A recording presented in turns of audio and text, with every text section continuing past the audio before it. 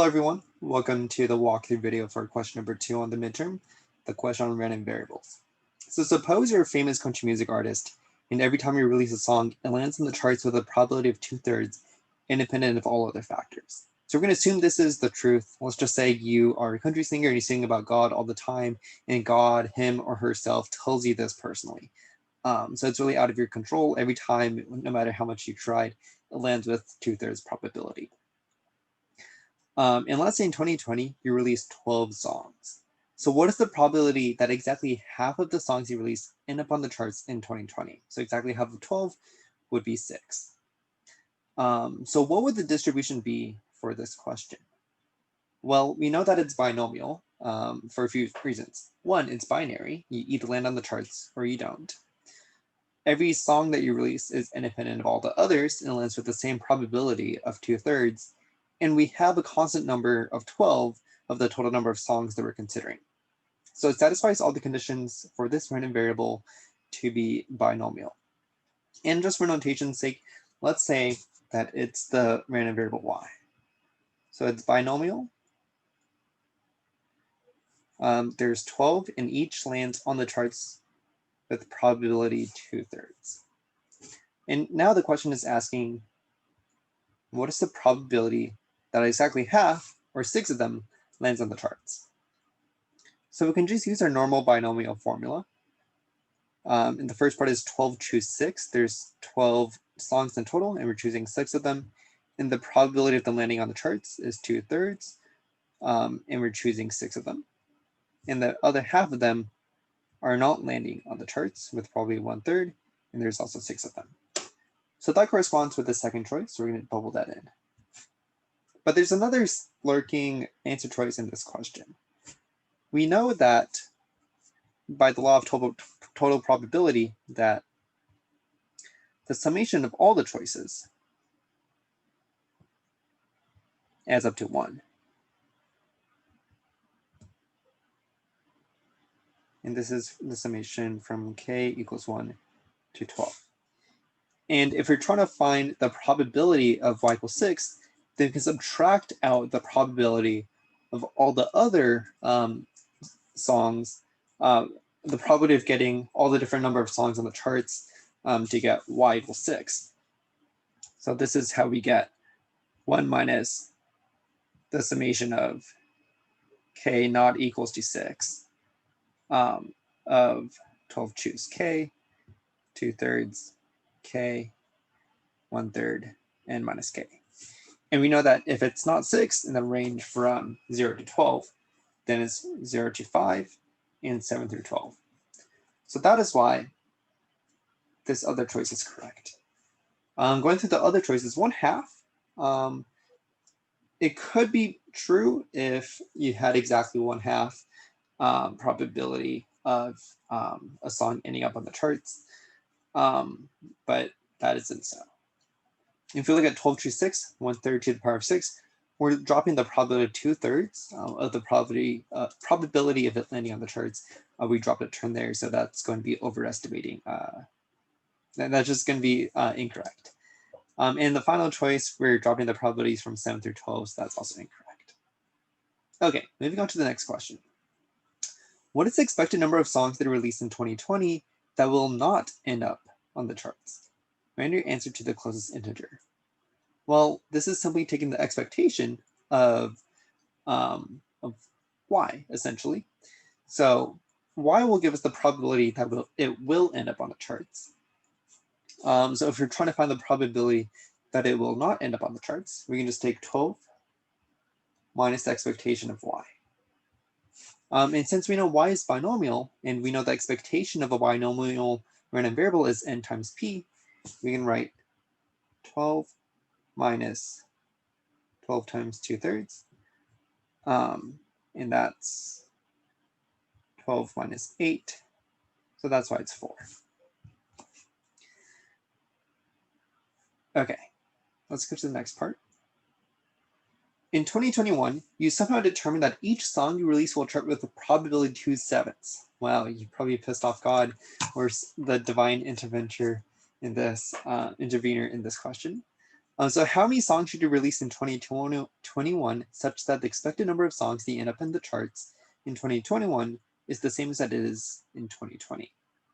So remember in 2020, we had 12. We're expecting 8 of them to land on the charts. But let's just define a new random variable z for the 2021 year. And by all the same conditions that we used to show that y is binomial, by the similar argument, we can show that z is also binomial. So z, the random variable to represent the number of songs that land on the charts in 2021, we're trying to find this number, so nz, but we know the probability is 2/7. And we know that we need them to be the same number. So by the expectation of z,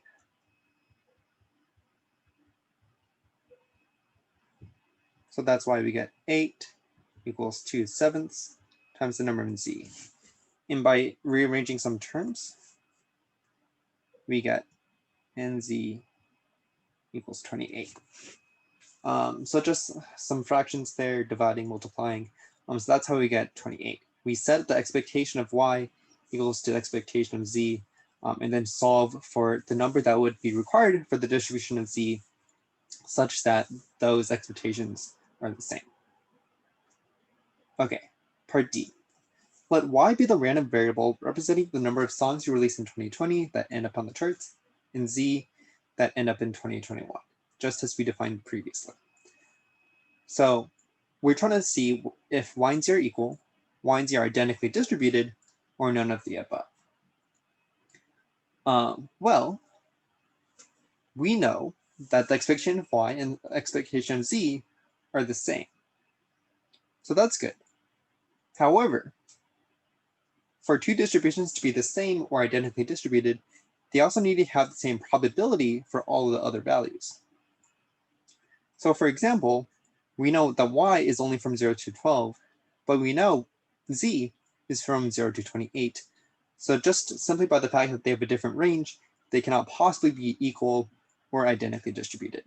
To put this in more concrete terms, we can say the probability that z equals 20 is not equal to 0, because it's somewhere in the binomial distribution.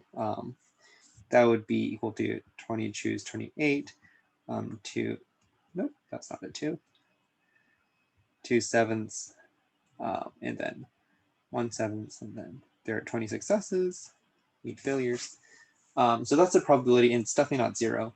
However, for y, that's outside of the range. So for y to be equal to 20, that is equal to 0.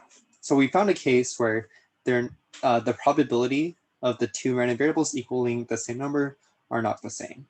So therefore, they cannot be identically distributed or equal. For y and z to be equal, that's a stronger, shouldn't be marking these, I should only be marking none of the above, but for y and z to be equal, it's a stronger condition that we need to prove that the number that we get is actually the same for like for every trial. Okay, last part, this one's pretty tricky. So now suppose you decide to release n songs in 2020, where n is some even integer. Which of the following functions f of n correctly return the probability that at least half of the songs you release in 2020 end up on the charts? So the key here is at least half because it's in bold. So we know that it's still the probability, the random variable distribution of y.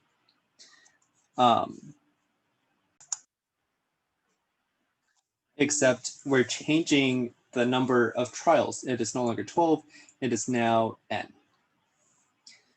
So to get the probability that at least half of them, we can simply sum up the probabilities of it being equal to each number between half and n.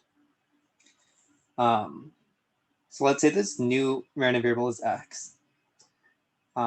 And we're going to say the probability of x is greater than equal to n over 2 is equal to the summation from I equals n over 2 to n. And remember, these bounds on the summation are inclusive. at least half means we're including n over 2. And then here we have the probability of x equaling to I. So we have 2/3 to the power of I, 1/3 to the power of n minus k. Let's just rewrite this as k. It looks a little bit better. And we notice that 2 to the power of k times 1 to the power of n minus k, well, 1 to the power of n minus k is still 1.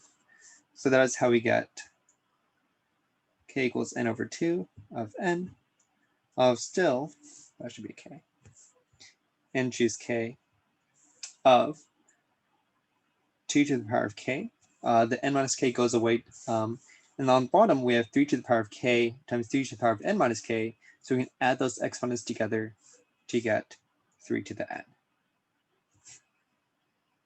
So that looks suspiciously similar to the second answer choice because it is the second answer choice. All the other answers are incorrect. The first answer choice is a little bit funky. The summation term there are not equivalent. So what we got in right here, you can't simplify it to be the first term. For the third choice, we're subtracting the probabilities of x equals k from 0 to n minus 2, which means we're subtracting out the probability of n over 2. So that's incorrect because we want to include the n over 2 term. And for the last case, we're not including the n over 2 term on the lower bound, so that's also incorrect. So this is why for this question, only the second choice is correct. All right, thank you all.